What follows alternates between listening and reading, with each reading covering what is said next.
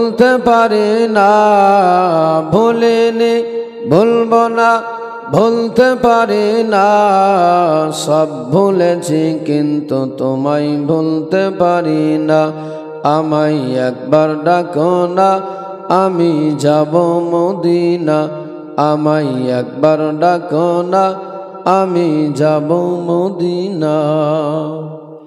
ভুলিনি ভুলবো না, ভুলতে পারি না, ভুলিনি ভুলবো না, ভুলতে পারি না। সব ভুলেছি কিন্তু তোমায় ভুলতে পারি না। আমায় একবার ডাকো না, আমি যাব মদিনা।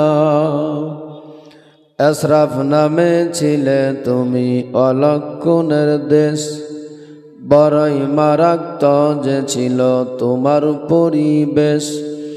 আশরাফ নামে ছিলে তুমি অলক্ষণের দেশ, বড়ই মারাত্মক যে ছিল তোমার পরিবেশ। দয়াল নবীর ছোঁয়া পে, মায়ার নবীর ছোঁয়া পে, শাহে মদিনা। সব ভুলেছি কিন্তু তোমায় ভুলতে পারি না। আমায় একবার ডাকো না, আমি যাব মদিনা। আমায় একবার ডাকো না, আমি যাব মদিনা। ভুলিনি ভুলবো না, ভুলতে পারি না, ভুলিনি ভুলবো না, ভুলতে পারি না। সব ভুলেছি কিন্তু তোমায় ভুলতে পারি না।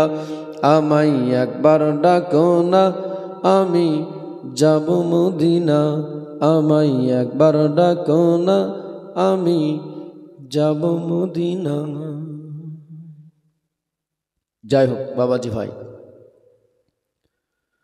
গতকাল টুকরা ইমাম হাসান ও হুসাইনের বিষয়ে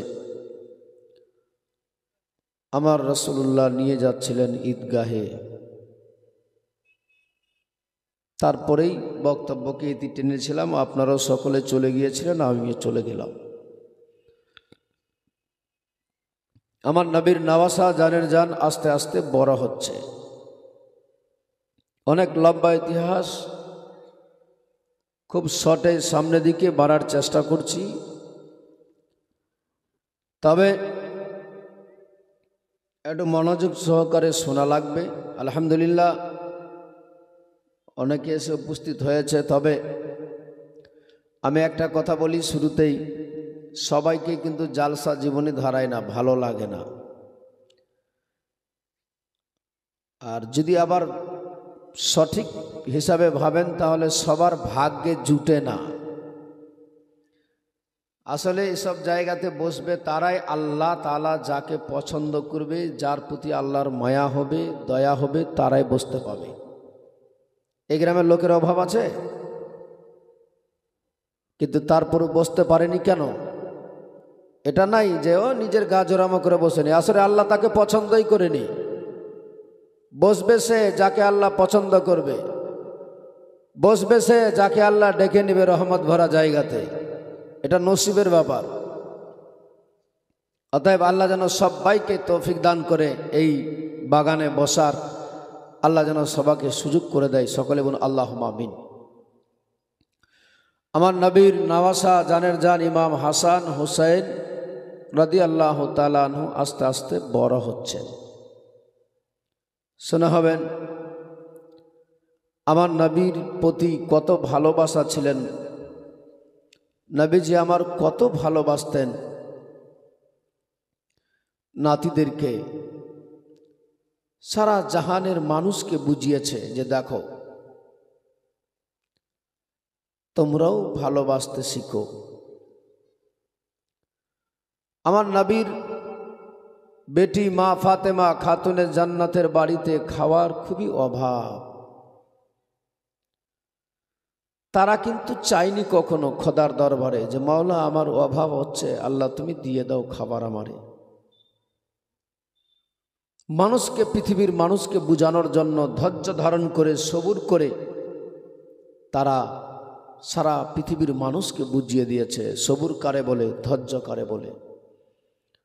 শুনে হবেন ৮-৯ বছর যখন বয়স আমার নবীর নওয়াসাদের, সেই দিনে একদিন বাড়িতে খাওয়ার নেই। মা ফাতেমা খাতুনে জান্নাতের কাছে সন্তানেরা বলে, মা ক্ষুধার জ্বালা আর সহ্য করতে পারি না, একটু খাবার দাও না মা। মা তো মা হয়, মায়ের বড় দয়া। মা বাচ্চাদেরকে সান্ত্বনা দিয়ে বলছে, বাবারে একটু অপেক্ষা করো, একটু ওয়েট করো, তোমাদের খাবার ব্যবস্থা হয়ে যাবে। আবার দুপুর হয়ে গেল, মা কই খাওয়ার কি পাবো না? হ্যাঁ বাবা, হয়ে যাবে। দিন চলে গেল, সন্ধ্যা হয়ে গেল, বাচ্চাদেরকে তারপরেও দিচ্ছেন শুধু সান্ত্বনা, বাড়িতে খাবার দেওয়ার মতো কিছু ছিল না।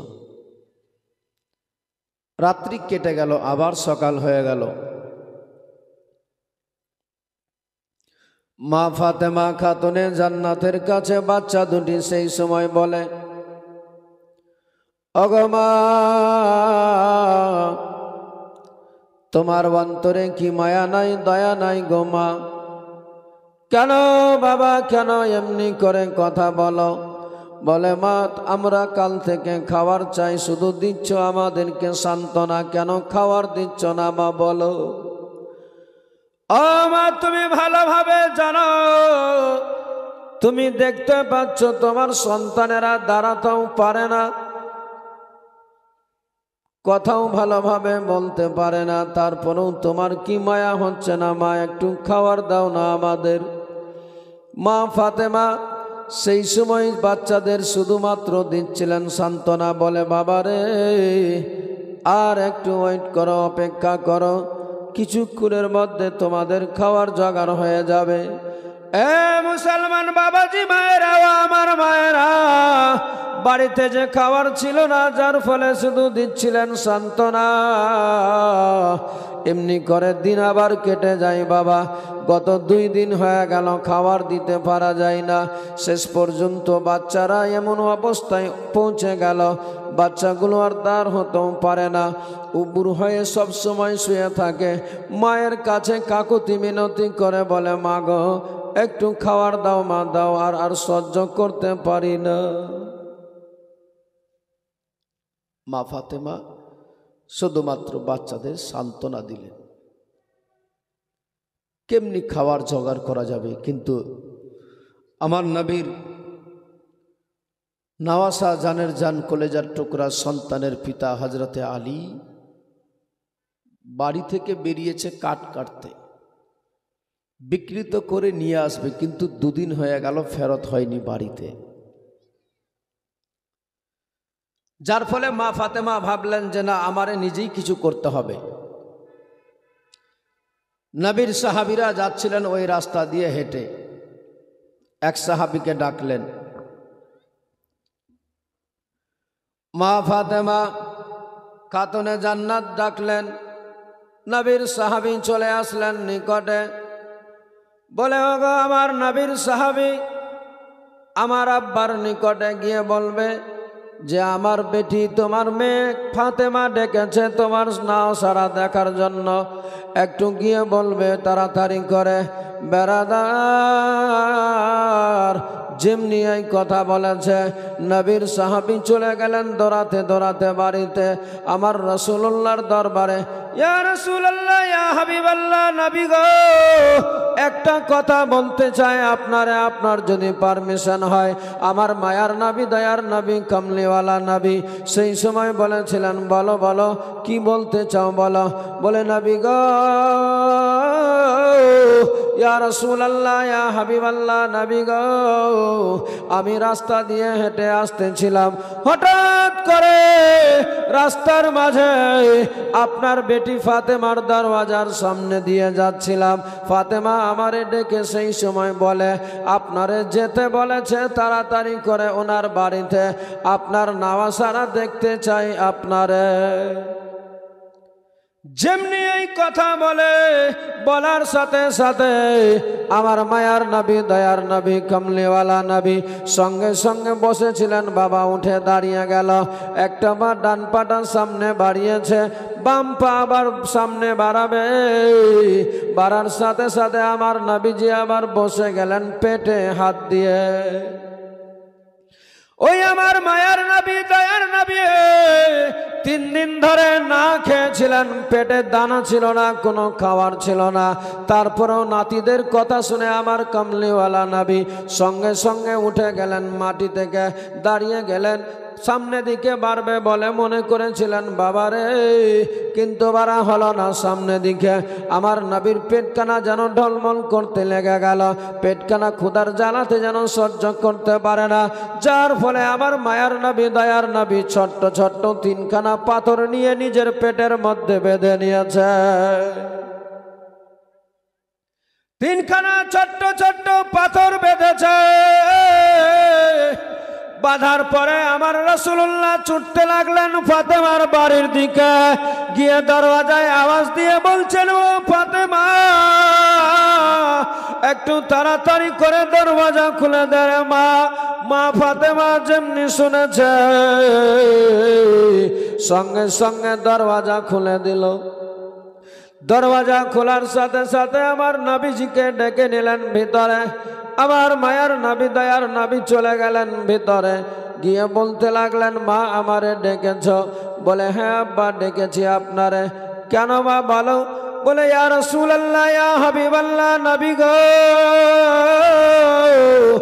আপনার নাওয়া ছাড়া, আপনার জানের জান, কলেজার টুকরা আপনার নাতিরা গত 2 দিন ধরে না খেয়ে, যার জন্য ক্ষুধার জ্বালা সহ্য করতে পারে না। আমি এই জন্যই ডেকেছি আপনারে, যদি আপনি আসেন নাতিদের জন্য কিছু খাবার নিয়ে আসবে। ইয়া রাসূলুল্লাহ, ইয়া হাবিবাল্লাহ, নবী গো, এই জন্যই ডেকেছি আপনারে,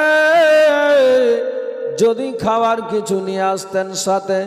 আমার মায়ার নবী, দয়ার নবী সেই সময় সেই মুহূর্তে ফাতেমার হাতখানা ধরে নিজের পেটের মধ্যে লাগিয়েছে। মা ফাতেমা দেখছে আমার রাসূলুল্লাহর পেটের মধ্যে ছোট্ট ছোট্ট 3খানা পাথর বাঁধা আছে। যেমনি পাথর দেখেছে মা ফাতেমা সেই সময় বলে, ইয়া রাসূলুল্লাহ, ইয়া হাবিবাল্লাহ, নবী গো, ওগো আব্বা, আপনার পেটে কেন পাথর বাঁধা? আমার নবী বলেছিলেন, মা রে, আজকে তোমার সন্তানেরা গত 2 দিন ধরে না খেয়ে আছে, যার ফলে তুমি আজকে তোমার পিতারে ডেকেছ। কিন্তু মা তুমি জানো আমার মা নাই, আমার বাবা নাই। যেই বাবা মায়ের গর্ভে ছিলাম আমি, সেই সময় আমার পিতা চলে গেল। আমি যখন 6 বছর বয়স, সেই সময় মা চলে গেল। 8 বছর বয়সে দাদু চলে গেল। এখন কেউ নাই আমার পাশে, আমি একা। এখন আমার ক্ষুধার জ্বালায় সহ্য করতে পারি না, যার ফলে আমি ছোট্ট ছোট্ট পেটের মধ্যে পাথর বেঁধেছি। মারে, আচ্ছা বলতো আমি কারে গিয়ে বলবো? আমার মায়ার নবী, দয়ার নবী যেমনি এই কথা বলেছে, ফাতেমা সেই সময় কথা শুনে চোখ দিয়ে যেন টস টস করে পানি বয়ে যাচ্ছে। আমার নবী বলেছিলেন, মারে, ও ফাতেমা, কেঁদো না, কেঁদো না, দেখি আমি কথায় আমার নাতিদের জন্য কোথাও খাওয়ার জোগাড় করতে পারি কিনা। মা তুমি কেঁদো না। ভাই মেরাজুল ভাই কোথায় গেল? মাইকম্যান ভাই একটু আসবে তো, আওয়াজটা টানছে। আমার নবীজি বলতে লাগলেন, মা তুমি চিন্তিত হও না, দেখি আমার নাতিদের খাওয়ার আমি জোগাড় করতে পারি কিনা। আমার নাতিরা না খেয়ে আছে তো, তাতে কি হয়েছে? তবে মা তুমি জানো তোমার পিতাও আজকে না খেয়ে, আমার নবী নিজে না খেয়ে আছে ক্ষুধার্ত অবস্থায়, তারপরেও নবী নিজের কথা ভাবে না। নিজের নাতিদের কত ভালোবাসতেন আমার রাসূলুল্লাহ বুঝাচ্ছেন সারা পৃথিবীর মানুষকে। আজকে সেই নবীর নওয়াসাদেরই জিন্দেগানি হচ্ছে, তিনাদের ব্যাপারে আলোচনা। এটাই তো ভালোবাসার প্রমাণ। আমার নবী বলে গিয়েছে, ও আমার উম্মত উম্মতিরা, তোমাদের মাঝে দুটো জিনিস রেখে গেলাম, একটা হচ্ছে কোরআন, দ্বিতীয় আমার খানদান। যারা কোরআনকে ধরে থাকবে, আমার খানদানের প্রতি প্রেম ভালোবাসা মোহাব্বত রাখবে, আমার আল্লাহ তাদের প্রতি রাজি হয়ে যাবে। অতএব আমাদেরকে সেই প্রেম ভক্তি ভালোবাসা অন্তরে রাখা লাগবে। বলছিলাম, বেরিয়ে গেলেন নবী আমার মদিনার বাজারে, নিজের নাতিদের জন্য খাবার জোগাড় করবে বলে বেরিয়ে পড়লেন আমার মায়ার নবী দয়ার নবী মদিনার বাজারে। এলান করে বলে, রাতের অন্ধকারে আমার মায়ার নবী দয়ার নবী বেরিয়ে গেলেন নিজের মুখমণ্ডল কানাকে ঢাকিয়ে। এলান করে বলছে, ও মদিনার লোকেরা, কারো যদি কোনো কাজের দরকার হয় তাহলে আমি তার কাজ করে দিতাম। যা মজদুরি পেতাম সে মজদুরি নিয়ে আমি ফেরত চলে যেতাম বাড়িতে। একটু কারো যদি কোনো কাজের দরকার লাগে বলবে আমারে। এবার আমার মায়ার নবী দয়ার নবী কামলিওয়ালা নবী মদিনার বাজারে এলান করে যাচ্ছেন গুলিতে। বলি, কারো যদি কোনো কাজের দরকার হয় তাহলে বলবে একটু আমারে। আমার মায়ার নবী দয়ার নবী কামলিওয়ালা নবী শুধু এলান করে যাচ্ছেন, কেউ যেন সাড়া দেয় না। যেতে যেতে যেতে যেতে রাস্তার ধারে এক জায়গায় দেখতে পাওয়া যায় একটা আল্লাহর বান্দা যেন পানি তুলছে কুয়া থেকে। খেজুরের গাছের গোড়ায় পানি দিবেন বলে আমার মায়ার নবী দয়ার নবীর নজর পড়ে গেল ওই লোকটার উপরে। আমার রাসূলুল্লাহ মায়ার নবী দয়ার নবী চলে গেলেন তার নিকটে, গিয়ে বলতে লাগলেন, ও ভাই, তুমি কখন থেকে এইভাবে পানি তুলো? ওই লোকটা সেই সময় আমার নবীজির কাছে বলে, আমি সকাল থেকে কুয়া থেকে পানি তুলি, সকাল থেকে পানি তুলে তুলে খেজুরের গাছের গোড়ায় দিচ্ছি। আমার মায়ার নবী দয়ার নবী বলেছিলেন, ভাইরে তোমার তো ক্লান্ত বলে কিছু আছে? সেই সময় বলেছিলেন, এমনিতেই সারাদিনে পানি তুলতে গিয়ে থকে পড়েছি। বসেছিল লোকটা। আমার নবী বলতে লাগলেন, ও ভাই, আমি যদি তোমার বদলে পানিগুলো কুয়া থেকে তুলে তুলে একটু যদি দিতাম আমি তোমারে কেমন হয়? বলে, না, তাহলে এর বিনিময়ে তুমি তো নিবে। আমার নবী বলেছিলেন, ভাই রে, আমি এক বালতি বিনিময়ে পানি তুমি তুলতে গেলে কতটা খেজুর পেতে? কোনো কেতাবে পাওয়া যায় 7খানা। আমার মায়ার নবী দয়ার নবী বলেছিলেন, বলে পানি তুলবো আমি, আরাম করো তুমি, অর্ধেক অর্ধেক খেজুর নিয়ে নিব, তুমি অর্ধেক নিবে আমি অর্ধেক নিব, তোমার আরাম হয়ে যাবে, আমারও কাজটা হয়ে যাবে। আমার নবীজিকে চিনতে পারলো না ওই লোকটা, ভাইরে। আমার নবীজিকে বলে সেই সময়, যদি তাহলে এমনি পারো তাহলে আমারও একটু রেহাই হবে, নিয়েও পানি তুলে দাও। আমার মায়ার নবী দয়ার নবী বালতিখানা হাতের মধ্যে নিয়ে কুয়ার মধ্যে চলে গেল। কুয়ার নিকটে গিয়ে বালতি হাতে নিয়ে কুয়া থেকে পানি তুলবেন বলে আমার মায়ার নবী দয়ার নবী কুয়ার নিকটে গিয়ে কুয়া থেকে পানি নিয়ে পানি তুলতে লেগেছে। এক বালতি তুলে নিলেন, দ্বিতীয় বালতি পানি তোলা হয়ে গেল। পানিগুলো তুলে খেজুরের গাছের গোড়ায় দিয়ে দিল। এমনি করে 1-2 করে 2 বালতি তোলা হলো, 3 বালতি তোলা হয়ে গেল, চতুর্থ বালতি পানি তোলা হয়ে গেল, পঞ্চম বালতি পানি তোলা হয়ে গেল, 6 বালতি পানি তুলে নিলেন। 7 বালতি পানি তুলতে যাবে, আর হঠাৎ করে দড়িটা কমজোর হয়ে যাওয়ার কারণে ওই দড়ি ছিঁড়ে বালতি কুয়ার মধ্যে পড়ে গেল। যেমনি কুয়ার মধ্যে বালতি পড়েছে, আমার মায়ার নবী দয়ার নবী সেই সময় চলে গেলেন ওই লোকটার নিকটে। আমার নবীজি সেই সময় বলতে লাগলেন, ভাই রে, এই দেখো না, দড়িটা কমজোর হয়ে যাওয়ার কারণে তোমার দড়ি ছিঁড়ে বালতিটা কুয়ার মধ্যে পড়ে গিয়েছে। তোমার কাছে যদি কোনো অস্ত্র যন্ত্র থাকে দিয়ে দাও একটু তাড়াতাড়ি করে, কুয়া থেকে বালতিটাকে যেন আমি তুলে নিতে পারি।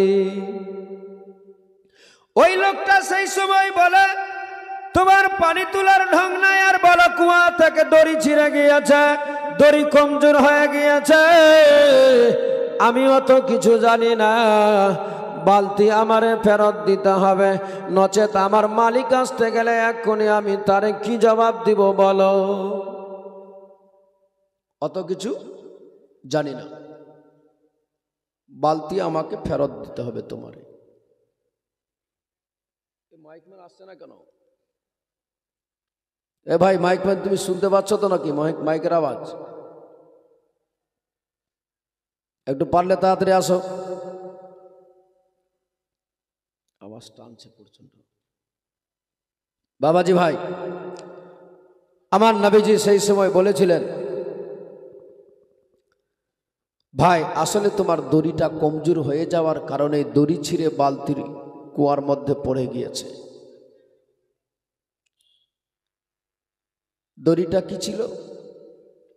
চামড়ার দড়ি। পানি তুলতে গেলে তো পানিতে ভিজে ভিজে এমনিতেই দড়ি কমজোর হয়েই যেতে পারে।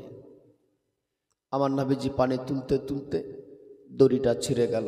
বলে, ভাইরে, আসলে তোমার দড়ি কমজোর হয়ে গিয়েছিল বলেই আজ এই দড়িটা ছিঁড়ে বালতি কুয়ার মধ্যে পড়ে গিয়েছে। তোমার কাছে যদি কোনো যন্ত্র থাকে, কোনো অস্ত্র থাকে, দাও আমারে, আমি বালতিটা তুলে দিই। আমি সকাল থেকে পানি তুললাম, কিছু হলো না, আর তুমি এখন তুলতে গিয়ে দড়ি ছিঁড়ে গেল আর বলছো দড়ি কমজোর হয়ে গিয়েছে।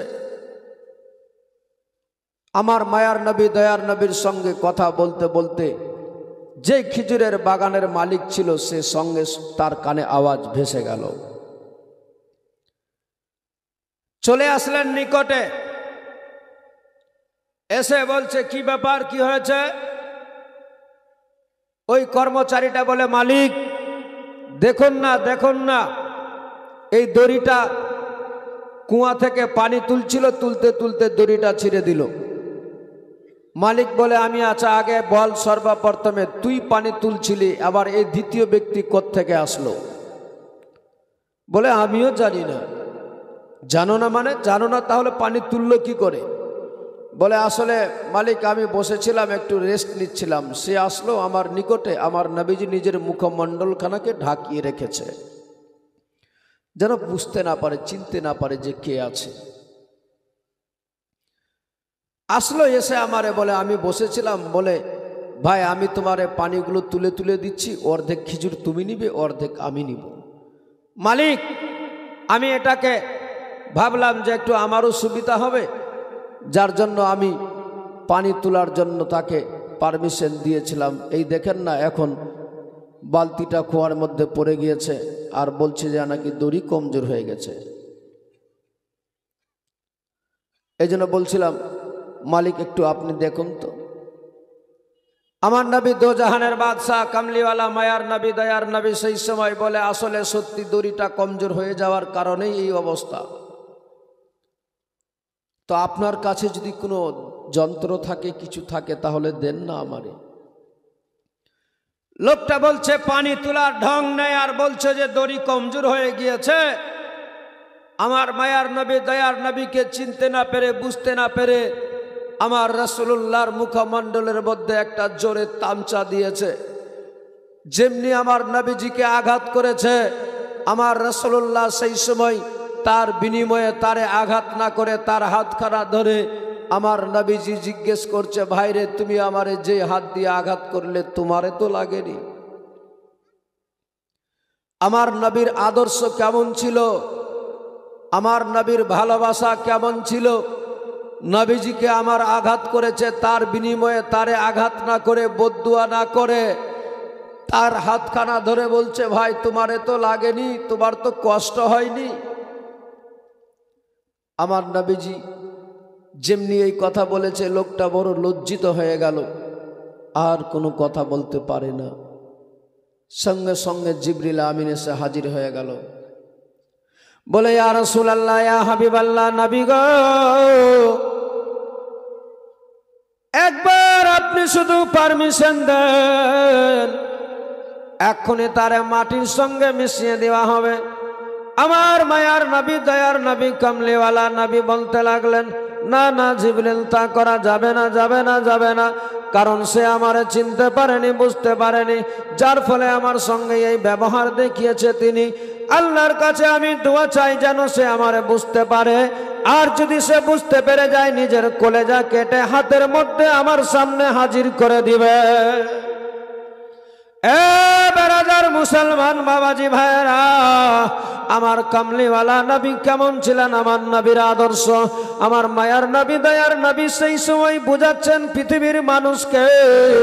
আমার রাসূলুল্লাহ সেই সময় বলেছিলেন জিবরিল আমিনকে, ও জিবরিল, ও জিবরিল, আসলে সে আমারে চিনতে পারেনি, যার ফলে আমার সঙ্গে এই ব্যবহার দেখিয়েছে। তবে জিবরিল, আমি চাই সে যেন আমারে বুঝতে পেরে যায়।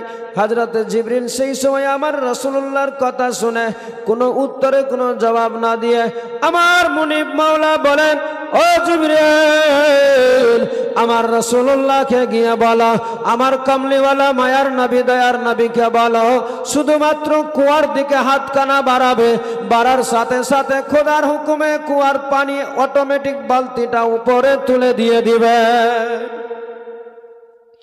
যেমনি এই কথা বলেছে, জিবরিল আমিন সেই সময় আমার রাসূলুল্লাহর নিকটে বলে, ইয়া রাসূলুল্লাহ, ইয়া হাবিবাল্লাহ, নবী গো,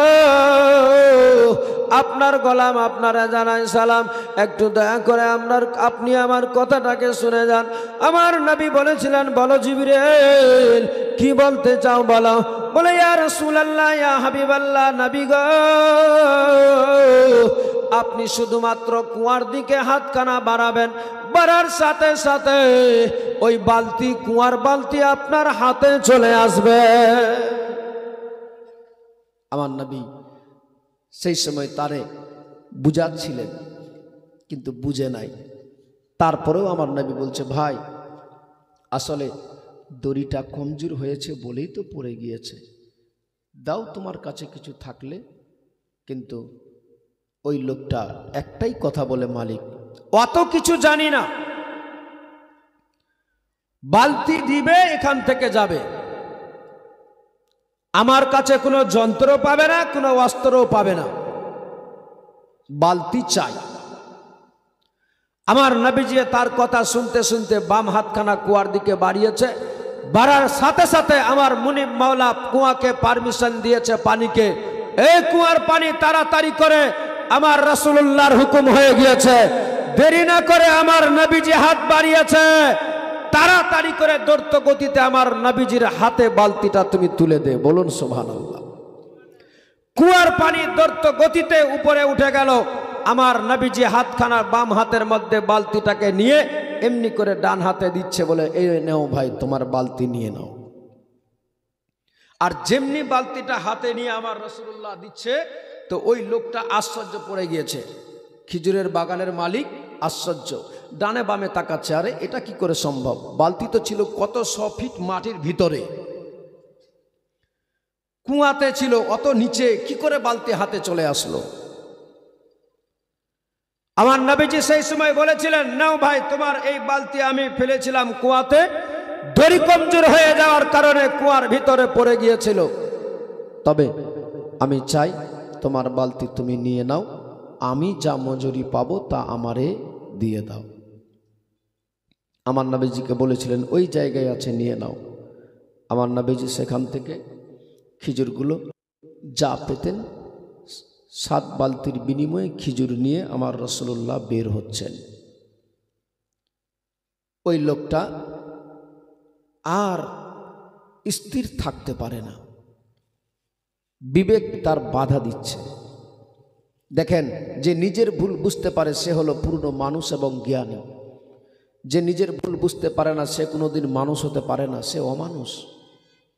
এই নিজের ভুলটা বুঝতে পেরে এ ভাবছে আসলে দড়ি তো কমজোর হয়ে গিয়েছিল, দোষ তো তার ছিল না,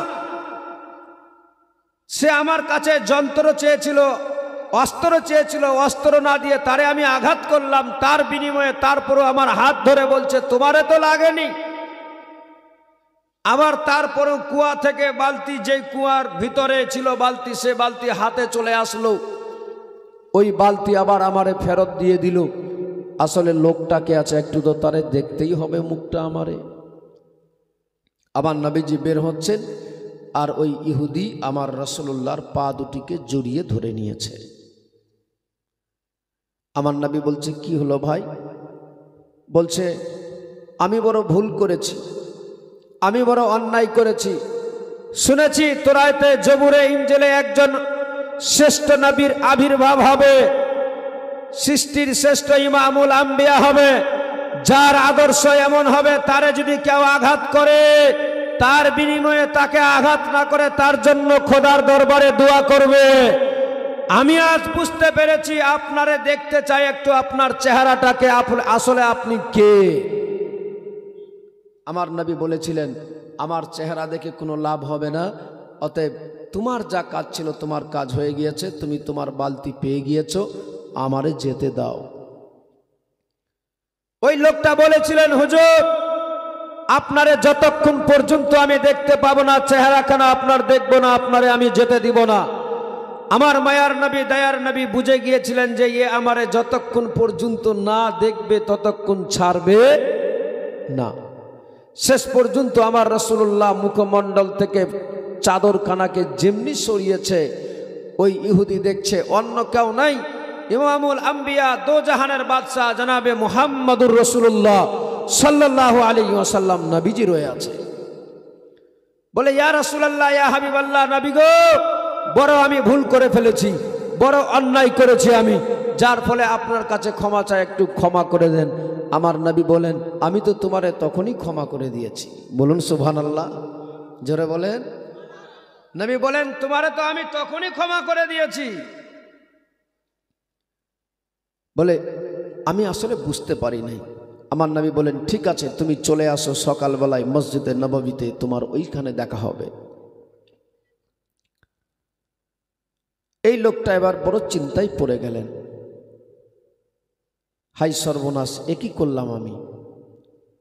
নিজের ভুল বুঝে যার জন্য জাহান সৃষ্টি হলো সেই নবীকে আমি এই হাত দিয়ে আঘাত করেছি না, এই হাত আমার দেহে থাকবে, স্বভাব হবে না। সঙ্গে সঙ্গে তরবারি নিয়ে নিজের হাতকে বাম হাত দিয়ে এমন জোরে আঘাত করেছে, নিজের ডান হাতখানাকে দেহ থেকে কেটে আলাদা করে দিয়েছে। ফিনকি মেরে রক্ত বয়ে যাচ্ছে, কাটা হাতকে তরবারির মধ্যে ভরে,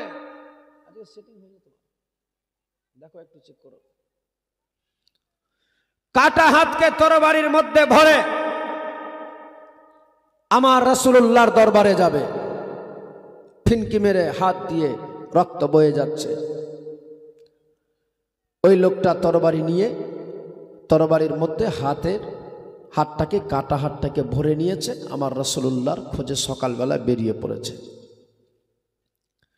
বেরাদার মুসলমান বাবাজি ভাইয়েরা, ও আমার মা বোনেরা, ওই লোকটা নিজের হাতকে কেটে তরবারির মধ্যে ভরে নিয়েছে। আর মানুষকে, সবাইকে জিজ্ঞেস করে বলো, ও মদিনার লোকেরা,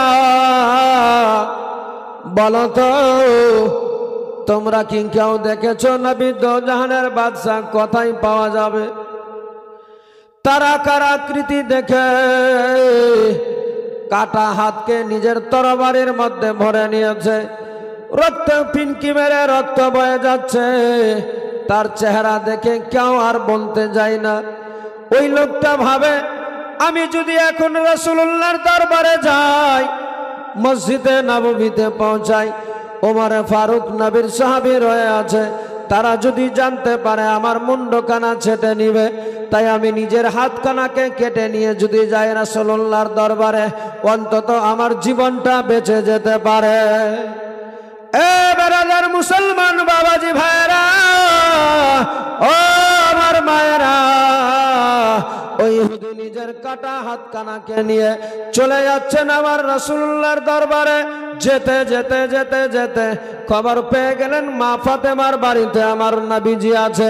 আমার মায়ার নবী দয়ার নবী খেজুরগুলো নিয়ে চলে যাচ্ছেন রাসূলুল্লাহ আমার মা ফাতেমা খাতুনে জান্নাতের বাড়িতে। মা ফাতেমা যেই ফাতেমার বাড়িতে এই জন্যই যাচ্ছিল গো, যেই সন্তানেরা ছোট্ট ছোট্ট বাচ্চারা গত 3 দিন ধরে 2 দিন ধরে গত হয়ে গেল, তাদের পেটে অন্ন দিতে পারেনি, খাবার দিতে পারেনি, যার জন্য আমার মায়ার নবী দয়ার নবী খেজুরগুলো নিয়ে নিজের মুখমণ্ডল খানাকে ঢাকিয়ে চলে গেলেন ফাতেমার বাড়িতে।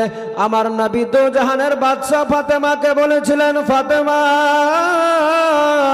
আরে মা এ নাও মা, তাড়াতাড়ি করে আমার নাতিদেরকে খাবারগুলো দিয়ে দাও। আমার মায়ার নবী দয়ার নবী যেমনি দিয়েছিলেন, সেই সময় ফাতেমা বলেছিলেন, ইয়া রাসূলুল্লাহ ইয়া হাবিবাল্লাহ, নবী গো একটা কথা বলেন তো দয়া করে আপনি। আমার নবী বলেছিলেন, বলো মা কি বলতে চাও। ইয়া রাসূলুল্লাহ ইয়া হাবিবাল্লাহ, নবী গো এতদিন হয়ে গেল আপনার মুখমণ্ডল কখনো দেখলাম না ঢাকানো, আজকে কেন এমনি করে মুখমণ্ডল কানা ঢাকিয়ে রেখেছেন আপনি। আমার নবী বলেছিলেন, মারে তুমি চিন্তিত হয় না, এই ব্যাপারে জেনে কোনো লাভ হবে না, আগে আমার নাতিদেরকে খাবার দিয়ে দাও। মা ফাতেমা বলেছিলেন, ইয়া রাসূলুল্লাহ ইয়া হাবিবাল্লাহ, নবী গো আমার নাত আমার কলেজার টুকরা সন্তানেরা 2 দিন ধরে না খেয়ে আছে, আরো যদি 10 দিন রাখতে হয় রেখে দিব সন্তানদের, যতক্ষণ পর্যন্ত আপনার মুখমণ্ডল না দেখেছি ততক্ষণ পর্যন্ত আমি আমার সন্তানদেরকে খাবার দিব না। আমার নবী বলেন, মারে এমনি জিদ করো না, আগে আমার নাতিদের খাবার দিয়ে দাও, আমার নাতিদেরকে খাবার দাও, ক্ষুধার্ত অবস্থায় আছে, তাদের অবস্থা ভালো নাই। আমার মা নবীর বেটি মা ফাতেমা বলেছিলেন, মারে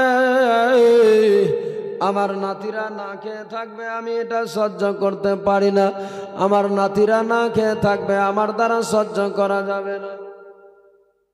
এ বেরাদার মুসলমান বাবাজি ভাইরা, আর ওইদিকে আমার রাসূলুল্লাহর কেমন চাহনেওয়ালা ইহুদি ছিল, নিজের হাতের হাতখানাকে কেটে তরবারির মধ্যে ভরে নিয়ে চলে আসলেন মা ফাতেমার দরওয়াজার সামনে। আমার কামলিওয়ালা নবী যেমনি শুনতে পেয়েছে, আমার নবী বলেন, ও ফাতেমা ও ফাতেমা, তাড়াতাড়ি করে গিয়ে একটু দরওয়াজা খুলে দে, মেহমান এসেছে। যেমনি এই কথা বলেছে আমার মায়ার নবী দয়ার নবী কামলিওয়ালা নবী দো জাহানের বাদশা নবী, সেই সময় বলেছিলেন, নবী যে আমার বলেন, ও ফাতেমা একটু তাড়াতাড়ি করে দরওয়াজা খুলে দে। আমার নবীজি সেই সময় বলেছিলেন, মা ফাতেমা খাতুনে জান্নাত যেমনি শুনতে পেলেন, সঙ্গে সঙ্গে চলে গেলেন দরওয়াজার সামনে। দরওয়াজাটা খুলেছে, যেমনি দরওয়াজা খুলেছে যেন দেখা যায় একটা লোক নিজের কাটা হাতকে তরবারির মধ্যে ভরে নিয়ে আছে।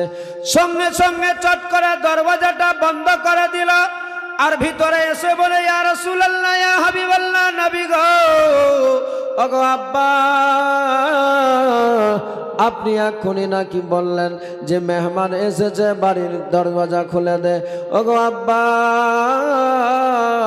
মেহমান নাই, দেখছি লোকটা কে যেন নিজের কাটা হাতকে তরবারির মধ্যে ভরে রেখেছে। ইয়া রাসূলুল্লাহ ইয়া হাবিবাল্লাহ, নবী গো ওগো আব্বা, নিজের কাটা হাতকে নিজের হাতের মধ্যে ভরে নিয়ে, কলটাকে খুলে দাও, যেটা ডিস্টার্ব করে খুলে দাও, নিজের কাটা হাতকে তরবারির মধ্যে ভরে দরওয়াজার সামনে দাঁড়িয়ে আছে। আমার নবী বলেছিলেন, মারে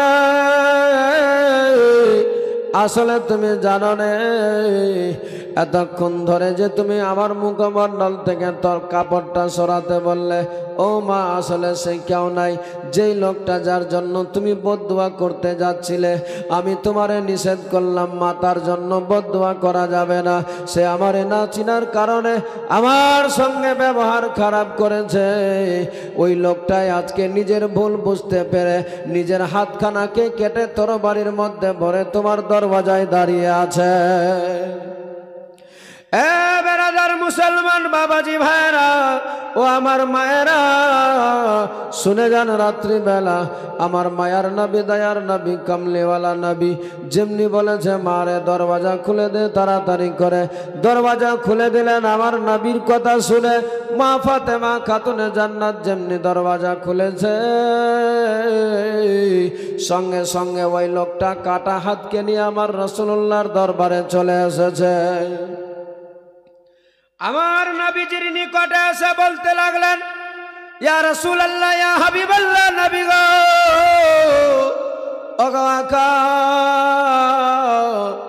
আপনারে আমি বুঝতে পারিনি, আপনারে আমি চিনতে পারিনি, যার ফলে আপনার সঙ্গে এই ব্যবহার দেখিয়েছিলাম আমি। নবী গো,